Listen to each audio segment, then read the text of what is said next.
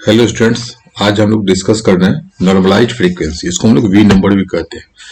ये को हेल्प करता है कैलकुलेट में नंबर ऑफ गाइडेड रे, मतलब नंबर ऑफ मोड्स में। ये जो नॉर्मलाइज्ड फ्रीक्वेंसी है ये बहुत ही इंपॉर्टेंट है। ये हेल्प करता है टू कैलकुलेट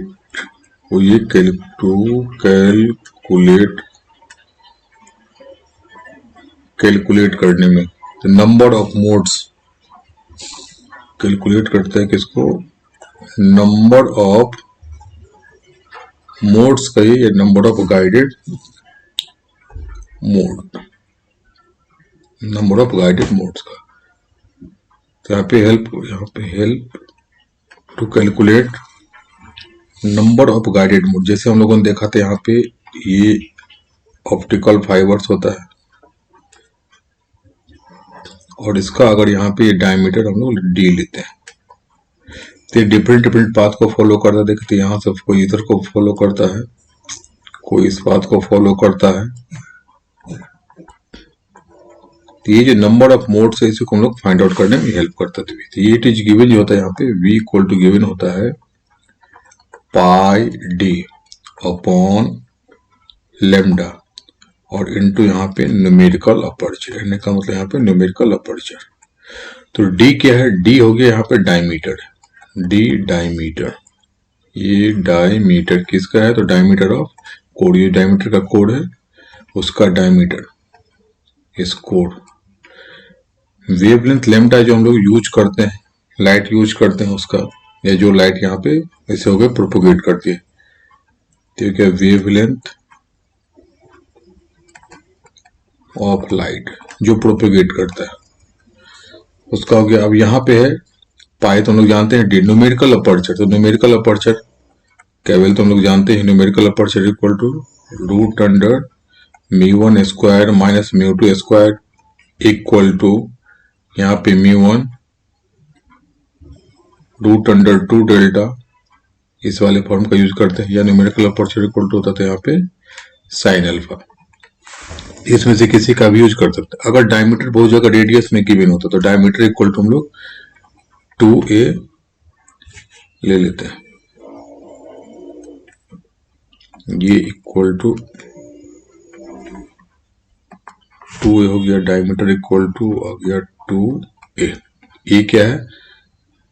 रेडियस ऑफ, यहाँ पे 2 टाइम्स ये हो गया रेडियस ऑफ कोड। अगर रेडियस का टर्म लिखेंगे तो अगर यहाँ से अगर रेडियस लेंगे, ये वाला पार्ट, ये रेडियस अगर ए लेते हैं तो यहाँ पे डी इक्वल टू हो जाएगा 2a। लेकिन जनरली हम यहाँ पे v इक्वल टू लिखते हैं pi D upon lambda into numerical aperture होता है।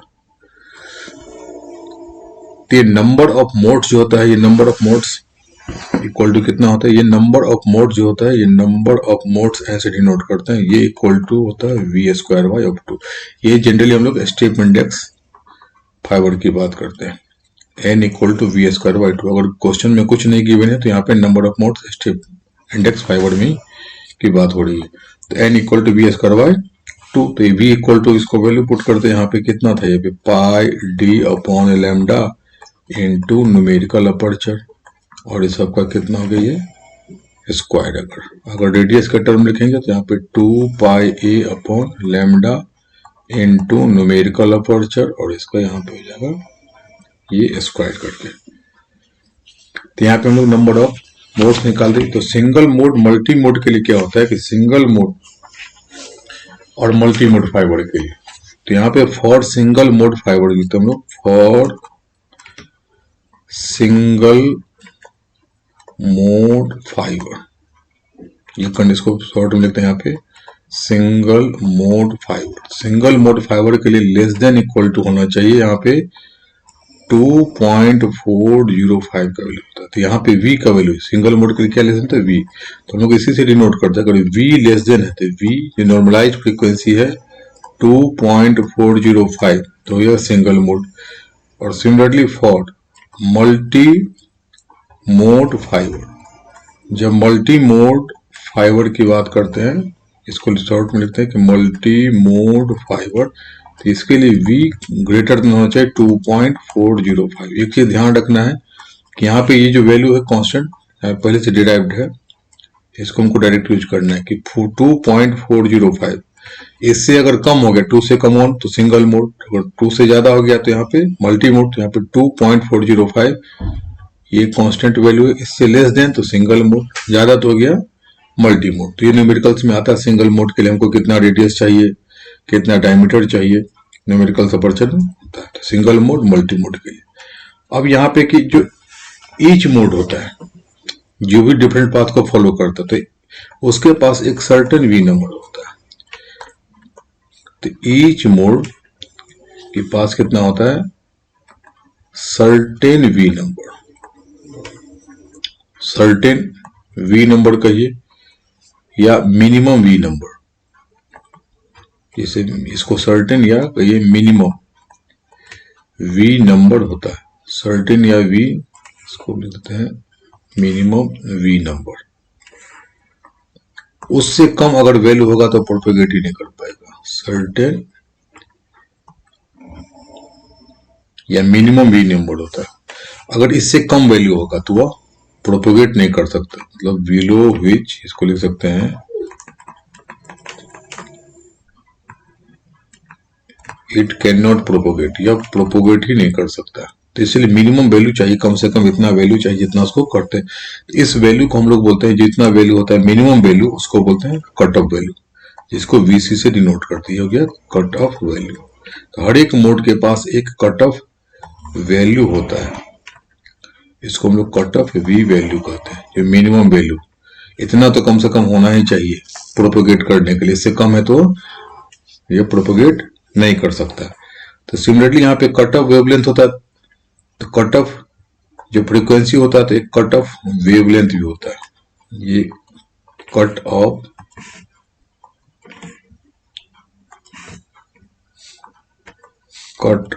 वेवलेंथ भी होता है, कट ऑफ वेवलेंथ भी होता है। इसको हम लोग लैम्डा सी से डिनोट करते हैं। जैसे कट ऑफ फ्रीक्वेंसी तो कट ऑफ वेवलेंथ भी होता है। अब यहाँ पे कट ऑफ वेवलेंथ हो गया कि जिस वेवलेंथ पे सिंगल मोड हो जाता है, इस लिख दो कि वेवलेंथ, यहाँ पे वेवलेंथ एट विच फाइबर बिकम सिंगल मोड, यहाँ पे हो गया सिंगल मोड। तो यहाँ पे वो सिंगल मोड हो जाता है, इसी को हम लोग बोलते हैं कट ऑफ वेवलेंथ। इसको लैम्डा सी से हम लोग डिनोट करते हैं। अब लैम्डा सी का डिनोट कितना होगा, तो यहाँ पे हम लोग लिखते हैं, अगर वी सी निकालना हो या लैम्डा वाला पार्ट, ये यहाँ पे हम लोग ऐसे नोट करते हैं। वी सी इक्वल टू कितना, जैसे v इक्वल टू था 2 पाई अपॉन, यहाँ पे 2 पाई करते हैं, 2 पाई के टर्म में सिंपल लिखते हैं पाई डी अपॉन यहाँ पे लेमडा, रेडियस में लिखते 2 पाई होता है, 2 पाई लेमडा इंटू न्यूमेरिकल अपर्चर। तो ये कट ऑफ वेवलेंथ अगर होगा तो यहीं से cut off wavelength VC equal to निकाल सकते हैं। यहाँ पे अगर यहाँ पे हमको चाहिए कट ऑफ वेवलेंथ, यहाँ पे लेमडा सी करते हैं, यहाँ पे लेमडा सी इक्वल टू कर देंगे pi D two numerical aperture था, और ये अपॉन हो जाएगा यहाँ पे VC, pi D upon VC cut off V number and cut off यहाँ पे वेवलेंथ। ये cut off frequency, cut off wavelength कभी कभी ये शॉर्ट में पूछ देता है कि कट ऑफ वेवलेंथ, या कभी कभी फ्रीक्वेंसी में पूछ देता है। जनरली जो फॉर्मूला आता है न्यूमेरिकल्स, इसके लिए आता है कि सिंगल मोड के लिए कितना हो जाएगा, मल्टी मोड के लिए कितना हो जाएगा। इसका ये होता है कि नंबर ऑफ मोड्स कितना होता है, ये स्टेप इंडेक्स के लिए। लेकिन कभी कभी क्या होता है कि वो मल्टी मोड या ग्रेडेड इंडेक्स के लिए भी पूछ देता है। सिंगल मोड, मल्टी मोड तो हम लोग देख लिए, नंबर ऑफ मोड तो यहाँ पर कितना था, वी स्क्वायर बाय 2, ये था नंबर ग्रेड। और ग्रेडेड इंडेक्स के लिए हम लोग लेते हैं, ये ग्रेडेड इंडेक्स के लिए जो होता है, ग्रेडेड इंडेक्स के लिए जो लोग नंबर ऑफ मोड्स लेते हैं, वो number of modes equal to होता है एन इक्वल टू, यहाँ पे लिख देते हैं step index, sorry graded index, यहाँ पे जी आई करते हैं graded index multi mode fibre. तो होता है पी अपॉन पी प्लस 2 और इंटू वी स्क्वायर बाई 2। ये पी क्या है, तो पी जो था यहाँ पे ग्रेडेड प्रोफाइल इंडेक्स नंबर, जो था पी इक्वल टू यहाँ पे ग्रेडेड प्रोफाइल इंडेक्स नंबर या ग्रेडिंग प्रोफाइल इंडेक्स नंबर, इसको हम लोग लिखते हैं पी इक्वल टू है ग्रेडेड या ग्रेडिंग प्रोफाइल इंडेक्स नंबर, और ये जनरली होता है यहाँ पे 2 लेते हैं। और वी नंबर तो हम लोग जानते ही करके।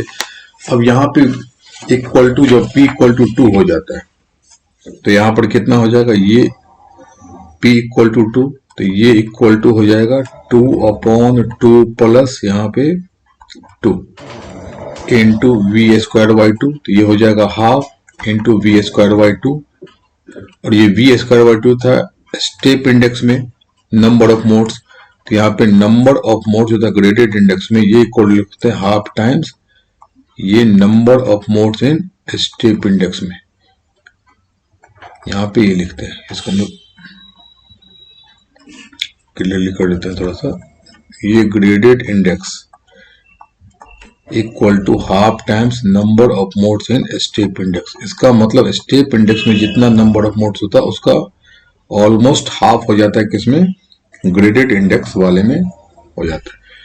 तो जनरली अगर कुछ नहीं, ये प्रोफाइल इंडेक्स नंबर गिवन होगा तब तुम लोग इसका यूज करेंगे ग्रेडेड इंडेक्स में, नहीं तो जनरली हम लोग यहाँ पे यूज करते हैं कि स्टेप इंडेक्स का जो फॉर्मूला होता है step index V square upon 2 हम लोग लेते हैं, इसका न्यूमेरिकल बनाते हैं और फिर न्यूमेरिकल्स ऑलमोस्ट आता ही आता है। Thank you.